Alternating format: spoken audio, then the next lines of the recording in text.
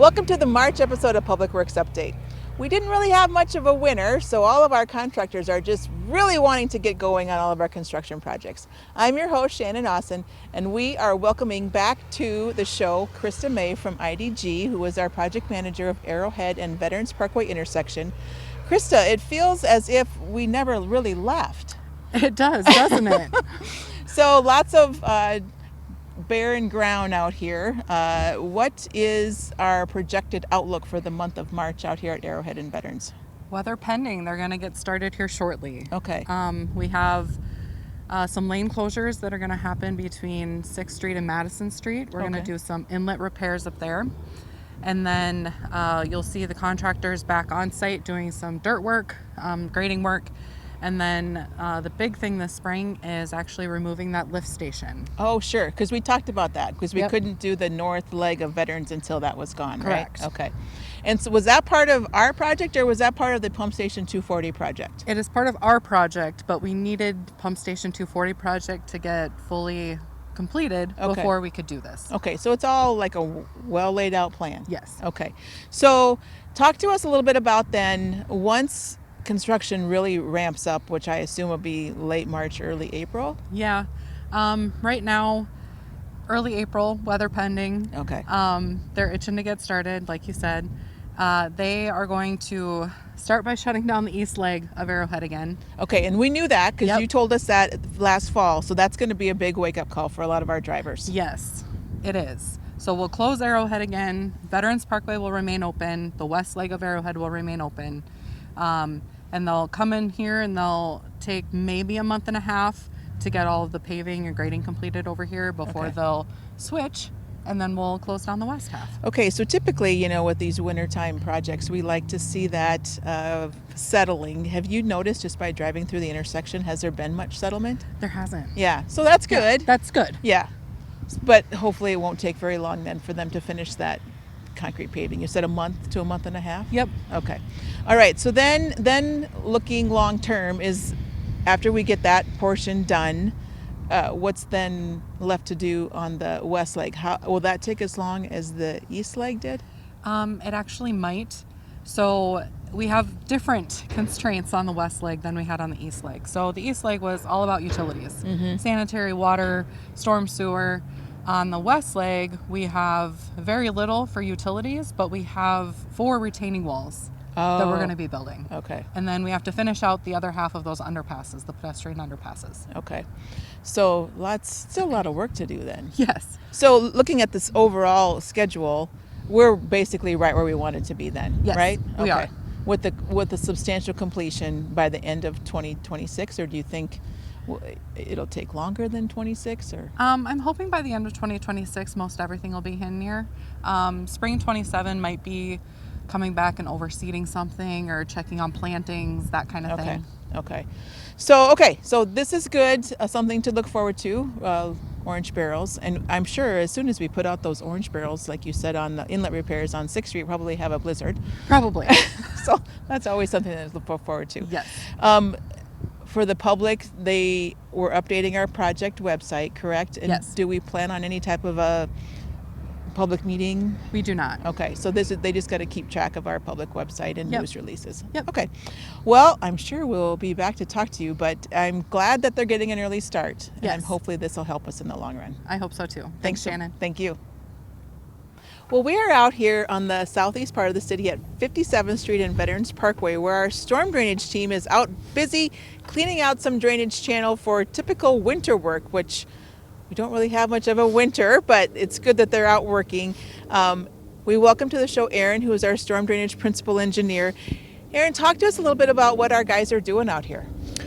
Well, we have a drainage channel that drains about 500 acres of developed ground in Sioux Falls here.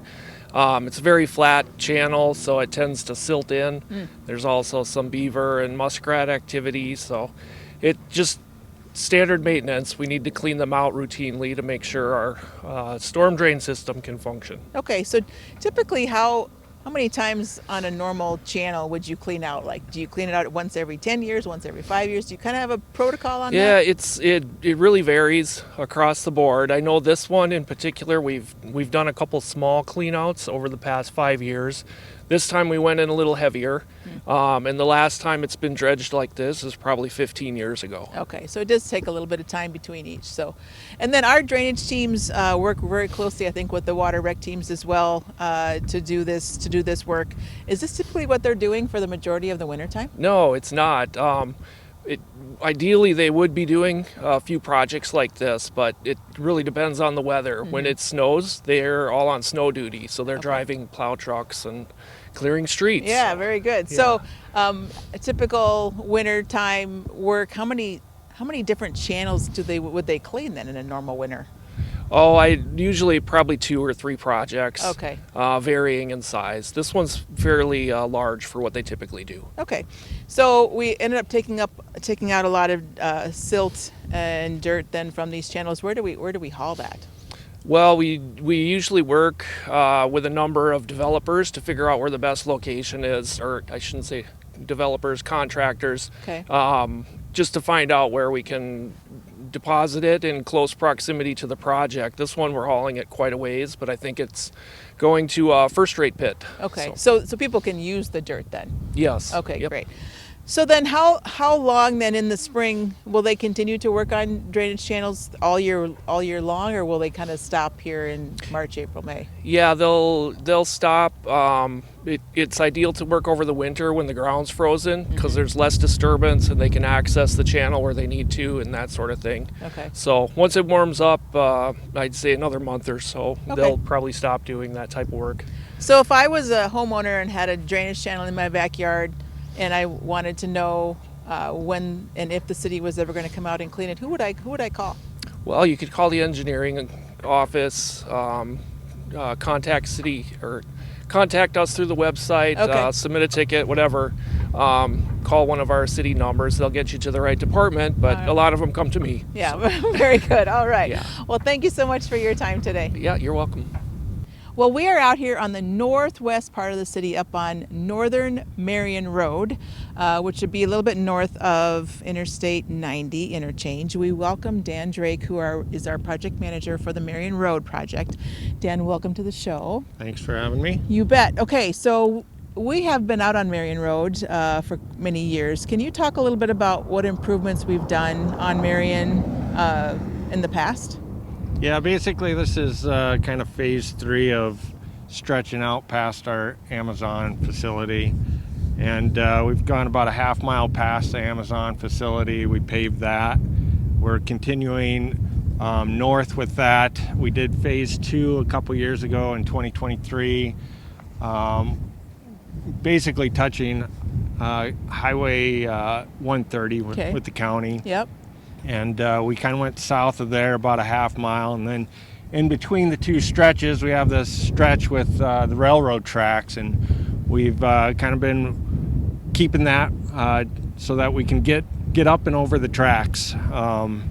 If you're familiar with the area, you can see the tracks are kind of at a skew to the road, makes it dangerous for traffic crossing the tracks. So our intent is with this stretch is to again pave like we've done the other two phases, but we also want to get up and over the track to create a separation in the grades. Sure. So that's pretty standard for the city. Cities, we went up and over on South 57th Street and South 69th Street, and so it's really an added feature on these main arterial streets, right? Correct. Yeah. It's safety and then just keeping traffic Yeah. moving. So, okay, so this is kind of the last phase then, hopefully on Marion Road, right? Correct.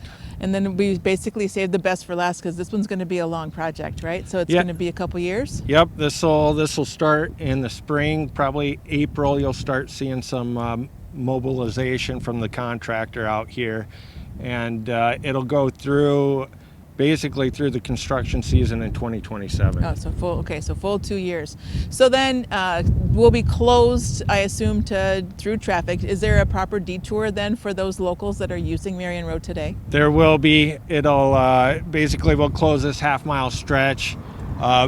Memory Lane got paved out a couple years ago, kind of when we did the other last phase.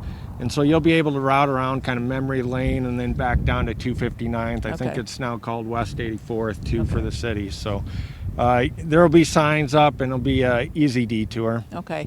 So, Marion Road, as it's a township road now that a lot of it's being annexed into the city, our volumes have continued to grow from like 200 a year to 500 a year. And as Amazon and CJ Foods opens up, there's certainly the traffic will continue to grow. So have you heard from Amazon and CJ Foods? Are they excited about the development and the actual paving of this road?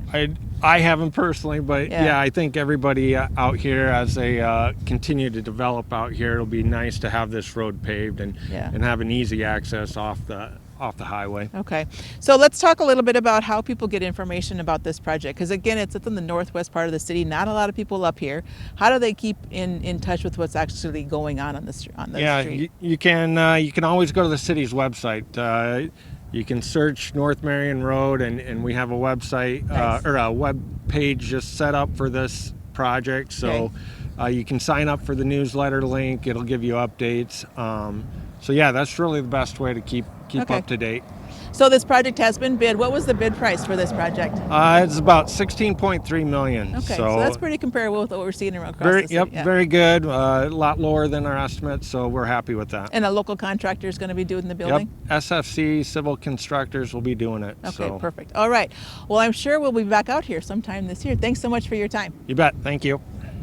Well, our last stop for the day is back in the middle of the city on Minnesota Avenue from 2nd Street down to 7th Street. We welcome Tim Kruger, who is our project manager of the Minnesota Avenue Reconstruction Project. Tim, welcome. Thank you. So, some work's going to happen this year. It's going to cause a lot of havoc for our drivers. Yeah. What? Tell us what we're going to be doing. Well, starting here March 9th, we'll have traffic control set up.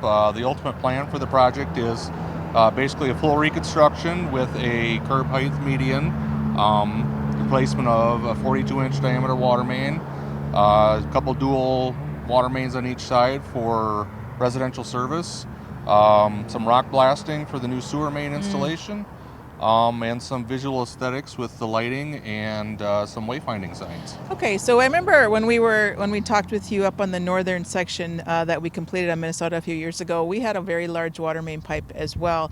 Talk to us a little bit about why is that water main pipe so big? Well, that is the main feeder through the city from the purification plant. Okay. So this one goes down Minnesota Avenue. It fills the East Reservoir, West Reservoir, South Reservoir. That's kind of the main artery through town. Okay, so are we upsizing it or leaving the same We size? are upsizing it. Currently, it's a 36-inch concrete pipe. We are upsizing it to a 42-inch ductile iron pipe in hopes that we can get another 100 years out of it. Okay, great. So then, do we have to leave the current one in place to put the new one in, or how does that work? The current one is getting taken out. Okay. And the new main will go in exactly the same place. Like I mentioned, we do have rock in here that assists with not having to blast for that water main installation. Okay. So you probably, throughout the project, you'll have some temporary water then to these adjacent Yes. property owners? Yes. Okay. Yep. All right, well then, so talk to us a little bit about then, is there sanitary sewer pipe also going in along the corridor? Yes, we're installing a new 12-inch sewer pipe through the corridor, starting here at 2nd and going all the way down to almost 8th Street. Okay. Some of that will have to be blasted due to the profile. We have discovered rock between 4th and 6th. But yeah, new water and new sewer as well. Okay. So talk to me a little bit about these incentives. So that's, we do see those on some projects. So how do we determine that we're going to do an incentive on this project? The incentive was put into place to motivate the contractor to meet a contract date. Now, with the possibility for extreme erosion controls in here along this project and as well down at the jail site down at 4th Avenue, we've added some additional funding there to try to motivate the contractor to get the project done, to get pavement down. And lessen probably the impact to drivers then too, And right? lessen the Yeah. impact to drivers. I mean, ultimately, you're going to notice traffic control up all season. Yeah. It's going to be head-to-head traffic, whether it's in, initially it'll be in the westbound or the west lanes, head-to-head. Okay. We'll close the east side of the road. The hope is to, early to midsummer, have everybody somewhat shifted over to the east side of the traffic, or the east side of Minnesota Avenue, at least from the segment from 6th up to the top of the hill here. Okay. So the contractor can hurry up and start working on the west side of the road on the hill. It's going to be an issue Yeah, as far it's going as to be commuters. tough. It's going to be a challenge for for sure. the whole project, but Yeah. we're going to try to, hopefully our detours will have everyone back access. All the businesses will have back Right. access. Some of the residents here have alley access. Sure. We're willing to work with everybody as much Absolutely. as we can. Communication's been sent out, so I'm feeling pretty confident. Good. Yeah. Excellent. Well, that's what we like to hear, because it's Yeah. a big project, and certainly, do we expect the contractor to get done this year? Yes, the roadway will be open by the end of this year, pending any potential major weather issues. Okay. The only thing that'll probably drag over into 27 will be site restoration, possibly some visual aspects as far as maybe the lighting. Okay. But for the most part, the roadway should be open by the end of this construction season. Well, all right. It sounds like it's going to be another busy season for us. It'll be very busy. All right. Well, Yes. thank you very much for your time today. You're welcome. Well, we have another banner construction season for you folks out there in Sioux Falls. Always keep in touch with our projects by going to the website at siouxfalls.gov/construction and look for our project updates. Drive careful, even though it's only March. There's going to be a lot of work going on. So thanks so much for watching. Until next time, I'll see you on the streets.